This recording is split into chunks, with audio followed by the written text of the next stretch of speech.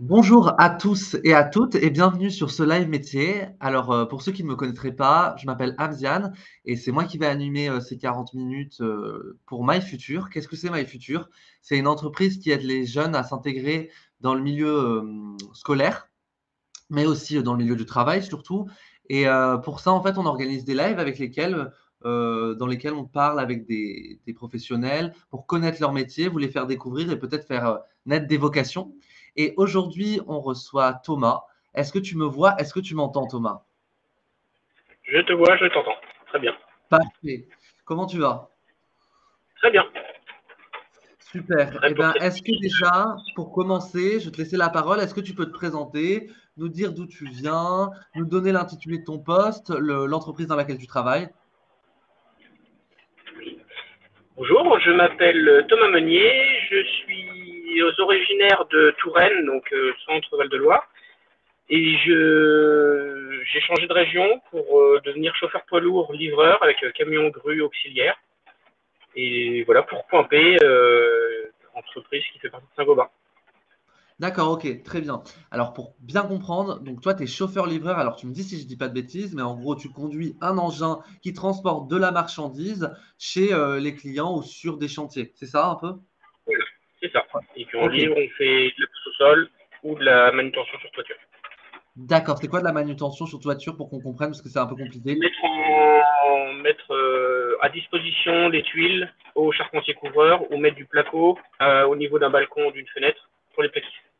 D'accord, donc en gros, hein, moi je caricature hein, pour qu'on comprenne. Hein. Tu ramènes en fait du matériel pour bah, tous les artisans possibles, quoi. Donc ça peut aller des tuiles jusqu'au ciment, enfin je sais pas. Il y a quoi comme tous les matériels, tu peux nous dire? Tuiles, charpente, tout ce qui est charpente, litonnage, tout ça, du placo isolation, du gros D'accord, œuvre, donc tout ce qui est ferraille sur les gros chantiers, blocs de parpaing, tout ça. Tout ce qui d'accord. Donc concerne les matériaux. d'accord, ok. Donc ouais, tous ces matériaux et donc bah en fait directement pour mieux comprendre ton métier parce que c'est quand même compliqué. Il y a plein de choses et puis surtout c'est un domaine spécifique qui a son langage et on le connaît pas en particulier. Est-ce que tu pourrais nous donner, tu vois, pour qu'on ait une idée concrète, pardon, une idée d'une journée lambda? Qu'est-ce que tu fais pendant une journée? Alors, dans la journée, bah, le matin, on embauche à 7 heures. On a D'accord, déjà chargé la veille. Donc, d'accord. les caristes, eux, la veille, préparent les commandes.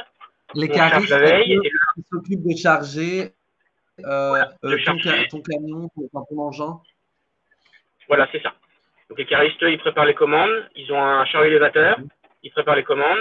On charge la veille. mhm, Et donc, le matin, nous, mhm. on embauche à 7 heures. On commence à partir, enfin, selon les agences, selon la région. Mais en général, c'est 7 heures.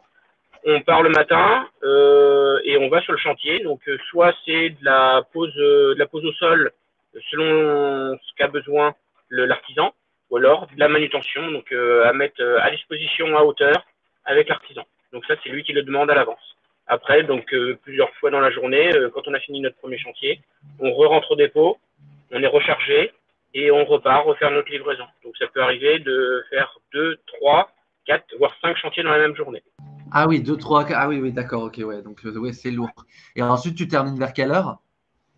Et normalement, une fois qu'on a fini de charger, parce qu'il faut qu'on soit là pour charger, pour aider les caristes, pour charger notre camion, et normalement 17h30, on a fini.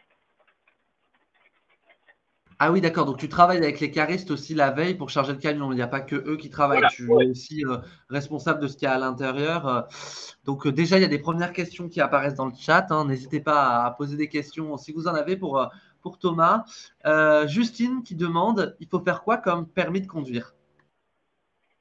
Donc pour être chauffeur poids lourd, donc il te faut déjà avoir 18 ans minimum.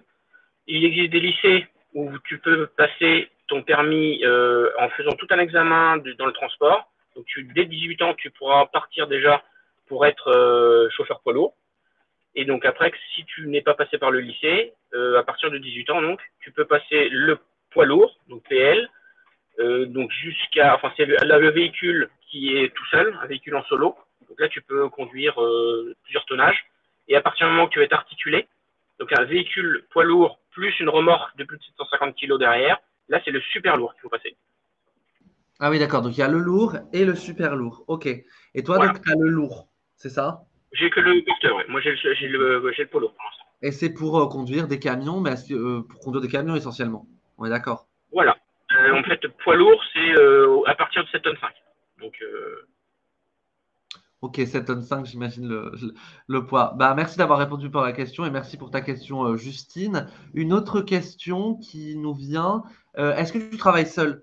Alors déjà, la réponse est un peu non, puisque je t'ai écouté et tu as dit que tu travaillais avec des caristes, donc tu travailles avec des gens qui connaissent les marchandises et les mettent dans ton camion, là. Mais est-ce que tu travailles avec d'autres personnes que les caristes? eh ben, en général, à part quand on est au dépôt, nous, on travaille avec le cariste qui nous charge, parce que nous, on est responsable de notre chargement en tant que chauffeur. Donc, il faut absolument que ce soit chargé à notre façon. Et puis après, c'est nous qui sanglons et tout ça. Mais après, sinon, dans la journée, on travaille toujours quasiment tout seul, quoi. Une fois qu'on est à notre volant, une fois qu'on gère notre télécommande avec notre grue, on est tout seul. On a juste à écouter où l'artisan veut sa matière et on livre là où il a besoin. Ouais, donc en fait, si je te comprends bien, c'est quand même un métier assez solitaire, sauf quand tu arrives pour prendre les matériaux et pour les donner, tu as à la fois en relation avec les caristes, les entrepôts et aussi avec les clients ou les artisans que tu livres, c'est ça? C'est ça. On fait D'accord, toujours très bien. au mieux pour livrer comme a besoin l'artisan ou le client. Ok, trop bien. Justine pose une autre question. Est-ce qu'il y a c'est pas trop long du coup, tout ça? C'est une question de Justine qui dit c'est pas trop long les journées de faire des allers-retours, etc. Non, parce que aucune journée se ressemble. Et puis, bah, dans mon cas, c'est la passion qui me fait travailler et conduire de la grue. Donc du coup, non, on livre quasiment jamais, enfin, c'est quasiment toujours les mêmes matériaux, mais il n'y a jamais les mêmes quantités, il n'y a jamais les mêmes nombres de palettes. Donc du Hmm. coup, c'est vraiment, et puis surtout, les chantiers sont jamais les mêmes quasiment. Donc du coup, on a toujours un petit détail quand on fait nos manœuvres, quand on fait de la grue, il y a toujours une toiture qu'il faut faire attention, parce que moi je suis en région Rhône-Alpes, enfin dans les Alpes, donc il y a souvent des avancées de toiture qui sont beaucoup plus grandes que dans d'autres régions. Donc Hmm. faut avoir les yeux partout. Donc du coup, c'est assez intéressant.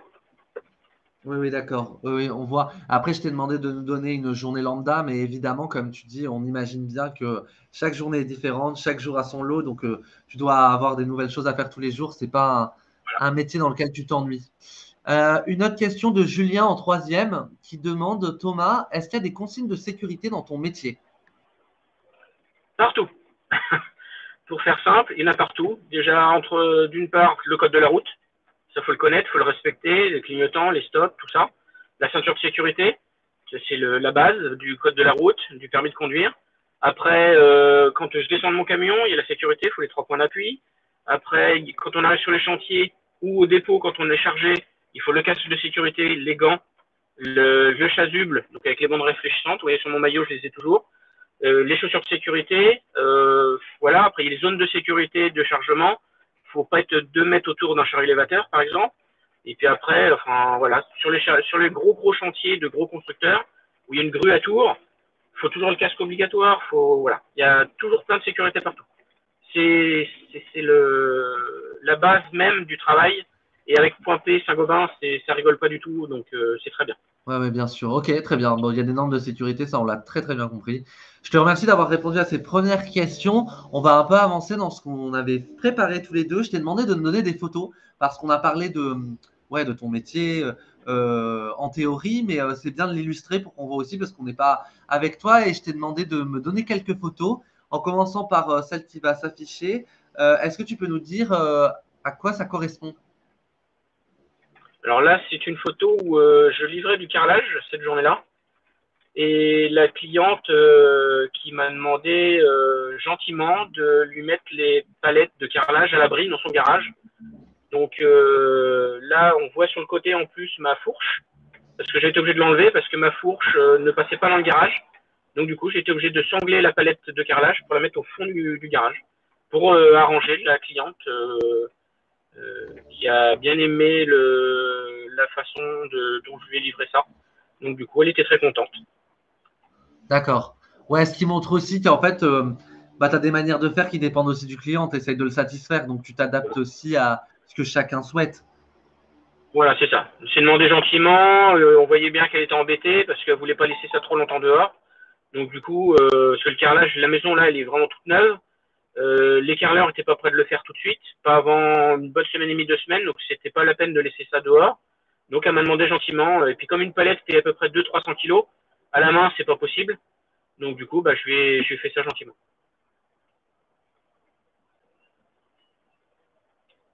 T'as dû oublier ton. On va passer à la prochaine photo. Il y en a même deux. Les deux que tu vois là, est-ce que tu peux nous les décrire? Donc celle de gauche, c'était livré, je crois, de l'isolant par un trou qui était fait exprès par un échafaudage, pour un artisan qui en Mhm. avait besoin en hauteur. Donc là, voilà, ça c'est ce qu'on appelle de la manutention. Mettre à disposition pour l'artisan. Donc moi j'ai une flèche de 16 mètres, donc là la palette à hauteur, là elle est à 20 mètres de haut exactement. Donc voilà, et puis à droite, donc une autre manutention, donc avec les banderoles de sécurité. Vous voyez, on parlait de sécurité.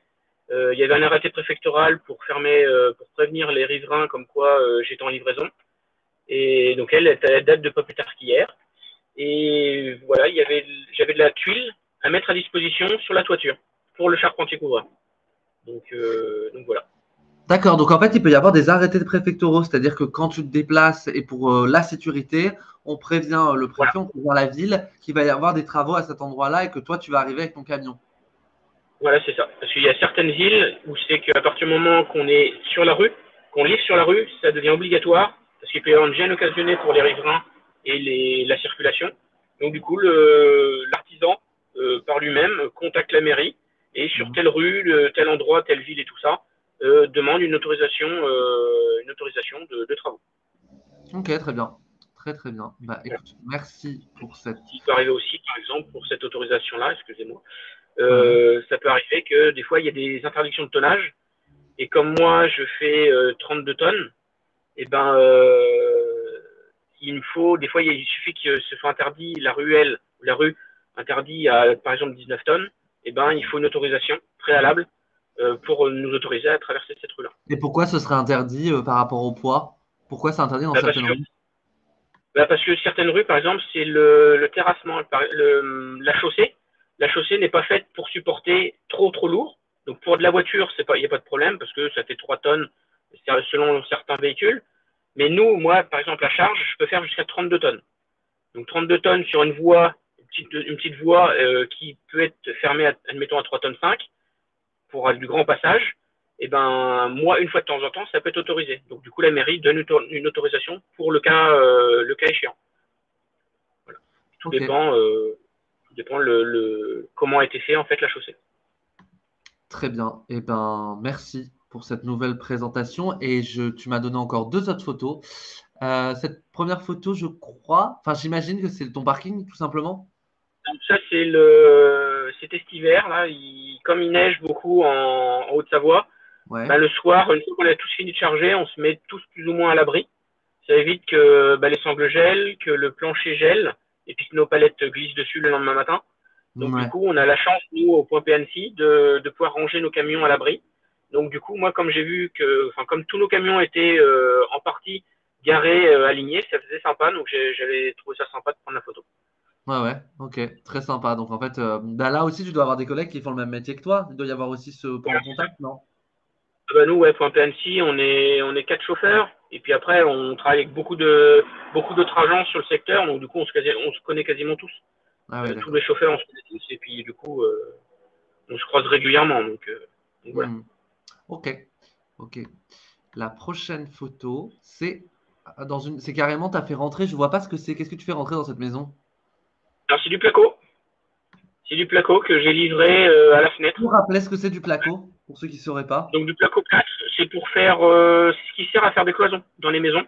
Par exemple, entre un couloir et une chambre, par exemple, vous Hmm. avez un mur qui est assez souple, enfin assez souple, qui est semi-rigide, et avec une ossature métallique dedans. Et du coup, vous mettez du placo de chaque côté. Donc c'est du plâtre, en fait, c'est une partie en plâtre. Des panneaux qui font souvent 2,50 m de long par 1,20 m de large. et 13 mm d'épaisseur. Et du coup, ça se livre par palette de 50. Et du coup, quand vous les mettez, quand nous on la met en hauteur, mine de rien, la palette fait une tonne 4 en poids. Donc, pour économiser aux clients de monter ça par l'escalier, ce qui est très compliqué, nous on leur met à disposition. Donc ça, c'est aussi une manutention. Là, c'était pour un particulier qui fait sa maison lui-même et du coup, il avait besoin de la palette de plâtre à hauteur.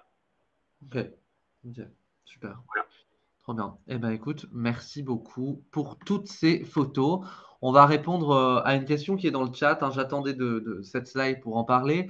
Justine te demande depuis combien de temps tu es chauffeur. Et avant de répondre à cette question, ben, j'aimerais que tu nous expliques un peu le parcours que tu as eu jusque-là pour faire ce métier. Est-ce que déjà tu peux nous dire, puisqu'on parle le plus souvent à des jeunes de troisième, est-ce que tu peux nous dire ce que tu as fait après la troisième? Alors après la troisième, donc je sortais de lycée professionnel. Après j'ai passé CAP, donc première année et deuxième année CAP ébénisterie à Arsenval, donc en Indre-et-Loire. Mhm. Après j'ai fait bac ébénisterie, 2 années de bac ébénisterie. Suite à ça, j'ai fait un petit passage au Compagnon du Devoir. Attends, juste pour bien comprendre, tu as fait un lycée pro, ensuite tu as fait CAP ébénisterie, et ensuite tu es revenu à Oui, pardon? excuse-moi. Ouais, CAP ébénisterie, j'ai fait 2 ans. À la suite du CAP ébénisterie, je suis parti au Compagnon du Devoir à Paris. Mhm. C'est assez mal goupillé, mais bon, c'est voilà un petit quick. Et puis je suis retourné en bac ébénisterie, toujours au même lycée. C'est ça. À la Ok. suite du bac ébénisterie, je voulais pas finir ma vie dans un atelier, voilà, comme ça. Et du coup, j'ai trouvé du boulot donc en tant que vendeur polyvalent à Bricomarché. D'accord. Ça, D'ailleurs, juste, je te coupe, je me permets, est-ce que tu peux expliquer ce que c'est le compagnonnage? Parce que moi, je connaissais pas, par exemple, et c'est intéressant de le savoir. alors, on va dire que c'est l'élite des artisans en fait. Que ce soit en ébénisterie, en chaudronnerie, vous avez charpente couverture. Il y a plusieurs boulots d'artisans, de l'artisanat, Mhm. où il y a les compagnons. Donc en fait, on part en école. Dans la journée, on est en atelier avec un patron. Et après le soir, on retourne. Donc parce que les compagnons, on vit en fait en internat. On vit en internat dans un bâtiment, comment dire, dans le bâtiment du compagnonnage. Et le soir, on a nos cours. On a des cours privés pour le compagnonnage. Et du coup, donc, tout ce qui est français, anglais et tout ça. Et puis, on a des professionnels du compagnonnage qui nous apprennent aussi plein d'astuces dans le métier que l'on exerce. Et du coup, ça Mhm. peut durer plusieurs années, 3, 4, 5, 6 ans. Et puis, ça nous D'accord. permet grâce à ça, de travailler dans des entreprises qui sont spécialisées, comme par exemple l'ébénisterie. Quand je suis parti en compagnon en ébénisterie, je, plus tard, j'aurais pu être amené à rénover du meuble d'art, par exemple pour le Louvre ou pour les bâtiments, monuments historiques et tout ça. Donc du coup, ça permet d'ouvrir des portes là-dedans. Voilà Mhm. ce qui est Ok. le compagnonnage. Ok, merci beaucoup, c'était très clair, merci. Donc, tu disais que après ton bac ébénisterie, tu es devenu vendeur polyvalent, pas polyvalent, pardon, à Bricomarché pendant 5 ans. Voilà, c'est ça. C'est là que Mhm. j'en ai profité pour passer mon permis poids lourd, moi, personnellement. Et puis ça m'a permis de faire quelques livraisons, de découvrir le camion grue, qui était un rêve d'enfant. Mhm. Et puis après, suite à ça, j'ai fait plusieurs petits boulots dans plusieurs entreprises. Donc Berthaud, qui fait tout ce qui est isolation, placo et tout ça, en Touraine aussi. Et après, j'ai fait une autre société, je suis parti à Asturienne Pénamé, donc qui livre tout ce qui est charpentier couvreur seulement.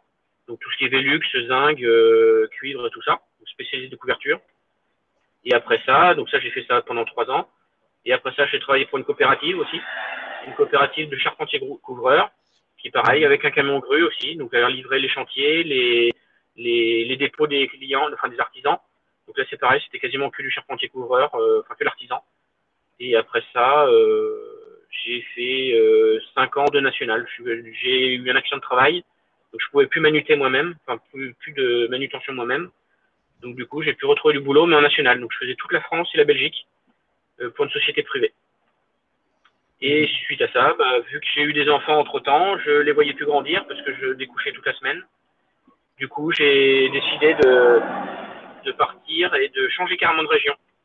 Donc voilà, un rêve d'enfant aussi encore. Donc faut surtout pas s'arrêter. Quand on a un rêve, faut y croire jusqu'au bout. Et puis j'ai changé de région et c'est là que j'ai été embauché pour Point P en tant que chauffeur poids lourd, grutier. Et ça fait depuis combien Et de là, temps maintenant? et là, ça fait un an. Ça va faire un an depuis 15 jours que je suis dans la région et ça se passe très bien. Et ça fait depuis combien de temps en tout que tu es livreur? Bah là, livreur, donc ça fait un an que je suis dans la région. Ah, livreur tout confondu, Ouais, ouais, ouais. bah, ça fait 2012, depuis 2015 exactement, donc ça fait 7 ans. D'accord. Ça fait Ok. 7 ans réellement que je suis chauffeur polo. Eh ben, écoute, ça fait plaisir parce que j'ai l'impression que tu as trouvé ta voie et que ça te plaît toujours autant. Oui. Alors, super, merci pour pour l'avoir décrit, pour avoir raconté ton parcours. C'est super intéressant. Je t'ai demandé aussi, pour en savoir plus un peu sur pourquoi tu fais ça, pourquoi tu aimes ce métier. Justement, il y a une question qui arrive dans le chat à l'instant. C'est de Justine, pourquoi tu aimes ton métier? Donc, c'est parfait, on arrive au bon endroit. Je t'ai demandé de me donner deux choses que tu préfères dans ton métier pour commencer et de nous expliquer un peu pourquoi. Donc les deux choses principales, ouais, c'était conduire et puis enfin conduire un véhicule poids lourd et puis la grue. Donc voilà, c'est une passion depuis que je suis enfant. J'ai toujours été fan de camions, tout ça. Et puis la grue, quoi. La grue, je suis comme un gamin avec ça. J'ai ma télécommande, je fais mon travail. On essaye de contenter le moindre client, les moindres demandes du client. Donc voilà, je ne vais pas du tout à mon travail le matin à reculons. J'y vais par plaisir. Donc, si je comprends bien, la grue, c'est un peu un jeu pour toi. Oui, voilà, c'est ça. Pas plus tard que Ok, ce matin, il y a une cliente m'a dit, mais que c'est la nouvelle PlayStation 5. Je dis, oui, mais celle-là, elle coûte quand même beaucoup plus cher qu'une PlayStation. ah ouais, tu m'étonnes. Oh, on sait pas, hein. La PlayStation 5, elle coûte cher. Oui. Ok, d'accord, très bien. Et deux choses que tu aimes moins dans ton métier? Ouais, la pluie, comme j'avais marqué, parce que bah, comme là, par exemple, il pleut, c'est un peu embêtant. Voilà, on est obligé de s'habiller, le parka, tout ça. Et puis, bon, bah, ça arrive. Hein, c'est le petit négatif du métier, on s'y fait. Et puis voilà, donc la pluie, parce que voilà, les chantiers deviennent gras, ça colle, ça salit le camion, parce qu'on n'aime jamais avoir un camion sale. Et puis voilà. Et puis après, la deuxième chose. C'est les clients difficiles, tu m'as dit. Ah oui, les clients difficiles. Bah alors là, il y a des clients difficiles. Voilà. Il y a des fois des clients. Parce qu'on a de plus en plus des camions gros et des camions avec des grosses grues. Et on est toujours trop court, en fait. Pour certains clients, on est toujours trop court. Donc bon, ils finissent par comprendre. Heureusement, mais voilà. C'est éthique. Et puis après, il y a des caractères, comme nous, hein, comme les chauffeurs, on a nos caractères. Les clients ont leur caractère et des fois ça va pas comme eux ils veulent et du coup, bah voilà, on s'explique gentiment et puis on y arrive. Ouais, ouais, ouais. C'est le rapport un peu quotidien avec les clients. Quand on tombe sur des clients difficiles, c'est jamais facile dans n'importe quel métier. Donc, on comprend très bien. Je t'ai aussi demandé de nous donner un peu les clichés qui revenaient sur ton métier, les clichés que tu avais envie de démonter. Et tu as commencé par me dire, le cliché numéro un, c'est les conducteurs de camions sont tous bêtes. On a une image comme ça, ouais. À force, nous on se dit même, vous savez, moi je suis chauffeur, je suis pas là pour réfléchir parce que à Hmm. force qu'on sort des fois des bêtises. Donc Ouais. voilà, ouais, c'est un des clichés. Ouais, on croit qu'on est bête, mais pas forcément. Enfin, voilà, Comme pas partout. forcément. Pas forcément Des comme fois, on n'a partout. pas envie de s'embêter, donc on fait le bête et puis comme ça on laisse couler, mais Ouais, c'est je plus pour vois. rigoler, quoi. Ouais, ouais. Ok, très bien. Et le second, c'est un métier d'homme. Alors, est-ce que c'est un métier d'homme de conduire des camions? Non, clairement pas. Clairement pas. On a le cas, donc dans notre région, on a quand même pas mal de femmes chauffeurs, chauffeurs-livreurs. Moi, je parle de chauffeurs-livreurs avec grue, et elles se débrouillent plutôt bien, enfin même très très bien, même mieux que certains, comme je te disais l'autre jour. Il y a certains chauffeurs qui, voilà, eux, ils font pas ça par passion, ils font ça un peu, voilà, c'est un métier comme un autre, et du coup, ils font ça comme je dis moi chez moi, à la va comme je te pousse. Excusez-moi de l'expression. Et puis, mais des fois, non, la plupart du temps, les femmes sont très méticuleuses, très sérieuses. Ça fait plaisir et ça motive, ça motive. Faut pas hésiter les femmes. Ouais, donc c'est un message, faut pas se sentir limité, faut pas croire que c'est un métier d'homme, pas du tout. Et puis tu dis qu'en plus tu as plein de collègues femmes actuellement, donc en fait Ouais. c'est non, enfin, les choses ont changé, on va dire, en termes de clichés aussi. Euh, ok. Et bah, on va terminer notre live avec la dernière slide. C'est un peu pour revenir un peu sur toutes les questions que je t'ai pas posées. Alors d'abord, bon, pour les déplacements pro, on a compris. Tu te déplaces très souvent, ça peut être 5 fois par jour même, hein, tu vas te déplacer chez le client. Ça, on a compris. Tu me dis si je dis une bêtise. Pour les horaires, Ok. j'ai compris que c'était alors si je me rappelle bien, tu as dit du 7h, 19h30, c'est ça? C'est ça. 7h, Et 7h, 17h30. ouais, c'est ça. À 17h30, pardon. Et est-ce que tu peux m'expliquer un peu comment ça se passe pour les week-ends? Est-ce que tu travailles, les jours fériés, les vacances? Ça a un peu intéressé aussi les jeunes qui cherchent un métier, tu vois, qui se posent des questions sur leurs vacances et tout. Pour ce qui est des horaires, donc forcément, nous, en tant que chauffeur poids lourd, on a une carte qui nous autorise à conduire, et une carte aussi qui est dans le tachygraphe. Donc ça, comme on appelle ça un mouchard, qui nous suit toute la journée, et puis tous les 5 ans, c'est renouvelé, et ça suit les horaires qu'on fait dans la journée. Donc du coup, comme nous chauffeurs, donc on est limité à 9 heures par jour de travail, avec une coupure au bout de 4h30, enfin au bout de 4h30 de conduite, on est obligé de couper 45 minutes. Donc du coup, de manière, même si on embauche, admettons, à 7 heures du matin, il faut qu'on prenne 45 minutes de pause en fait entre midi et deux. Et puis après, l'après-midi, pareil. Après, bon, c'est un peu complexe. Il y a les heures d'amplitude, les heures de travail, il y a tout ça. Donc du coup, ça faut être dedans. Mais Mais qu'est-ce c'est qui se passe si assez, tu respectes pas ces 45 minutes? comment? Qu'est-ce qui se passe si tu respectes pas ces 45 minutes avec Euh, Ah, Eh ben alors, si on dépasse, on peut avoir un contrôle. En cas de contrôle de la DREAL ou de la gendarmerie, c'est une contravention. Je d'accord. pourrais pas vous donner mais ça coûte très cher. Il faut mieux Mhm. pas s'amuser à dépasser ça parce que voilà, c'est une norme européenne, c'est une loi européenne du transport et du coup c'est comme ça. Après, je ne sais plus ta question. Non, c'était les vacances, tout simplement. Donc les vacances comme toute société, tu as 5 semaines de vacances par an. Donc voilà. Après, comme tout métier, tu cotises 2 jours et demi de vacances par mois. Voilà. C'est la D'accord. même législation du travail. Voilà. Ok, très bien. Bah, merci. Chez Week-end, Ensuite, c'est la question. j'ai tous mes, excuse-moi. J'ai pas entendu ce que tu as dit, pardon. J'ai tous mes week-ends. Samedi, dimanche, je travaille pas. Parce que Ouais, bah, c'est ce que tu mon disais. agence est ouverte. Hmm. C'est ce que tu disais, c'est pour aussi ce nouveau rythme, c'est pour revoir tes enfants. C'est ça. Voilà, c'est ça. Ça te le permet.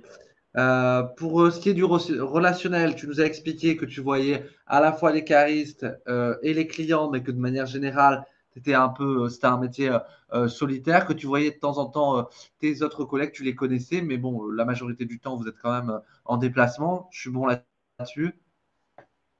Voilà, c'est ça. Et donc en solo ou en team, tu es plutôt en solo. À part l'argent, tu nous as dit un peu. Là, ce serait intéressant de te poser la question. Par exemple, en entrée quand on commence livreur, c'est quoi les fourchettes de salaire pour que les jeunes y comprennent un peu à quoi on peut s'attendre quand on devient chauffeur-livreur? Juste une idée financière. Bah, l'avantage du transport, c'est que ça reste payé au-dessus du SMIC. Après, Mhm. faut faire des heures pour avoir un très bon salaire, mais en général, on se fait un bon 1006, 1007, quoi. D'accord. Au minimum. Minimum, on peut avoir 1006, 1007. Et après, avec l'ancienneté et puis les heures sup, on passe au-dessus des 2000, mais voilà, pour donner un ordre d'idée. Ouais, ouais, non, c'est très bien, c'est très bien. De toute façon, pour ceux qui seraient encore plus intéressés, vous pouvez aller sur l'ONICEP. C'est un site qui référence un peu tous les métiers. Il y a les gammes enfin, il y a les fourchettes de salaire, quoi. Je vois aussi Justine qui pose la question de est-ce qu'il faut être organisé pour faire ton métier? Ça, c'est une question que j'ai envie de te poser avec une autre. C'est quelles sont les qualités qu'il faut avoir pour être chauffeur-livreur? Bah, faut être assez organisé. Et puis après, moi, au-dessus de moi, une chef logistique qui elle gère nos plannings, parce que elle gère plusieurs camions, une trentaine de camions sur notre région.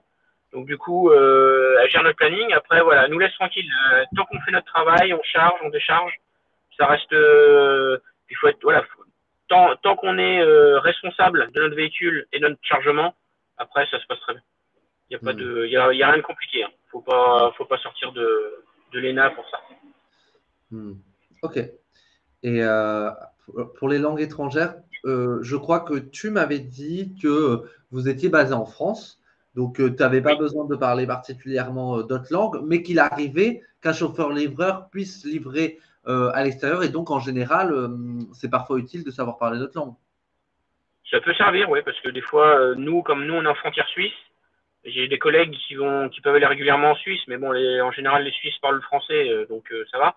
Mais ça peut arriver que bah, sur beaucoup de chantiers, même en France, on livre beaucoup de Portugais, d'Espagnols, des Polonais, enfin, beaucoup de pays de l'Est maintenant, parce qu'il y en a beaucoup qui viennent en France pour travailler. Donc du Ouais. coup, ouais, ça peut donner un petit plus. Mais après, moi, c'est vrai que à part le français, c'est la seule langue que je parle très bien, donc Hmm. ça me suffit pour l'instant. Oui, oui, c'est pas nécessaire, c'est ça. Ok. Bon, l'environnement de travail, c'est comment tu t'organises d'ailleurs? Comment il a un peu organisé ton camion? Parce que comme tu y passes toute la journée, j'imagine que tu as tes petites habitudes, non? Bah après, oui, il y a la partie nettoyage, il y a un peu mes produits de nettoyage, il y a mes vestes qui sont rangées derrière sur le porte-manteau. On les J'ai voit. mes bottes, bon, voilà, j'ai mes bottes qui, je sais pas si ça vaut le coup, mais voilà, c'est le sac. J'ai mes bottes de sécurité sur au pied de mon autre siège. Mhm. Et puis voilà, quoi. Après j'ai le casque qui est bien rangé à un endroit spécifique, tout ça. Et puis après, bah, sur mon camion, j'ai un côté où j'ai trois coffres. Donc j'ai un coffre avec mes cliquets, un autre coffre avec mes sangles, et puis voilà. Ouais, ouais, Faut d'accord. tant qu'on est organisé, tout est rangé, au moins il n'y a rien qui traîne, on perd rien, et puis voilà. Eh ben écoute. Eh ben très bien. Bah écoute, je crois qu'on a terminé, hein. Je t'ai demandé déjà les plus et les moins. Mais merci beaucoup d'avoir répondu à toutes mes questions, à toutes les questions qu'il y avait dans le chat. Peut-être avant de quitter, tu as peut-être un dernier mot à dire aux jeunes qui nous regardent, peut-être pour les encourager, mais aussi peut-être que tu m'as dit aussi que oui, vous receviez des stagiaires ou des alternants, c'est ça? Oui. Oui, ça arrive, des fois, faut pas hésiter à demander en agence. Ouais. Pour ceux qui sont intéressés avec votre lycée ou quoi que ce soit, où il existe toujours des conventions qui sont possibles. Faut pas hésiter à se déplacer en agence. Après, les agences eux, ne gèrent plus maintenant le transport, c'est le pool transport qui gère ça. Mais il faut pas hésiter à aller en agence, ils vous donneront tous les renseignements qu'il faut. Et puis Mm. nous, chauffeurs, on a toujours grand plaisir à accueillir quelqu'un avec nous dans notre camion pour gérer et puis expliquer notre métier à des stagiaires et des apprentis aussi. Hmm. Ouais, ouais. De toute manière, il faut toujours se déplacer, essayer de voir. Il y a toujours des opportunités. Donc, Ouais. n'hésitez pas. Donc, le message, c'est de se déplacer en agence. Donc, pour aller voir tout ça directement en agence.b, je le rappelle. Voilà. Et ben, écoute, je te remercie énormément d'avoir participé à cela. J'espère que ça t'a plu comme exercice. C'est un peu particulier, hein. Je pense que tu n'as pas l'habitude de t'arrêter pour un petit live. Donc, merci beaucoup, Thomas. Je remercie tous ceux qui étaient dans le chat et qui ont posé des questions. De toute façon, vous pourrez regarder le replay si ça vous intéresse. Et ben, je vous dis à tous bonne journée. Et avant de terminer, je tenais aussi à remercier Solal qui nous a fait la régie pour ce live. Donc voilà. Merci Thomas, bonne journée et bonne journée de Bonne travail, hein. journée. Et à Ciao. bientôt alors. À bientôt.